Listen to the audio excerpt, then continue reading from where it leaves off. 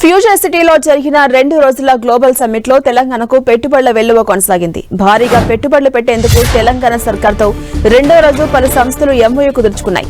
2 రోజుల్లో కలిపి 5,75,000 కోట్ల రూపాయల పెట్టుబడులు వచ్చాయి. తొలి రోజు 2,43,000 కోట్ల రూపాయల పెట్టుబడులు రాగా రెండో రోజు 3,32,000 కోట్ల ఇన్వెస్ట్మెంట్స్ వచ్చాయి. సీఎం రేవంత్ రెడ్డి మంత్రుల సమక్షంలో పలు సంస్థలు ఎంఓయూ కుదుర్చుకున్నాయి.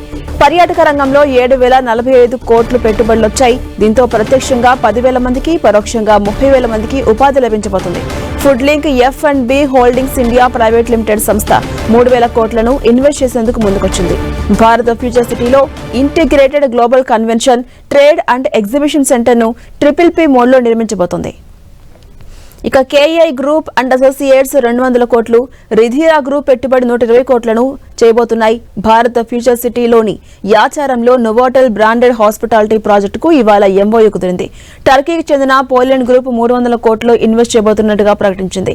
హైదరాబాద్ లో ప్రపంచ స్థాయి aqua marine park and aqua tunnel atmosphere core hotels కోసం 800 కోట్లు, హైదరాబాద్ లోని elite international wellness retreat Fluidra India సంస్థ 300 కోట్లు ఇన్వెస్ట్ చేయబోతున్నాయి.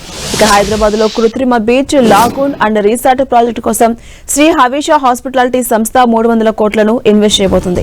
హైదరాబాద్ లోని భారత ఫ్యూచర్ సిటీలో ప్రపంచ స్థాయి గోల్ఫ్ డెస్టినేషన్ కోసం ఎంఓయూ కుదిరింది. సరస్ ఇన్ఫ్రాస్ట్రక్చర్ ప్రైవేట్ లిమిటెడ్ 1000 కోట్లను ఇన్వెస్ట్ చేయబోతుంది.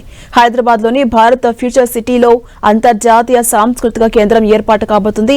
సలాం నమస్తే దోసా హట్ సంస్థ 25 కోట్లను ఇన్వెస్ట్ చేయబోతుంది. అడ్వెంచర్ అండ్ ఎకో టూరిజం ను ప్రోత్సహించేందుకు తెలంగాణ అంతటా క్యారవాన్ పార్కులు నిర్మించేందుకు మరో ఎంఓయూ కుదిరింది. ఇండియన్ ఇన్స్టిట్యూట్ ఆఫ్ ఫిల్మ్ సంస్థ 550 కోట్ల నుంచి 600 కోట్లను ఇన్వెస్ట్ చేసేందుకు ముందుకొచ్చింది.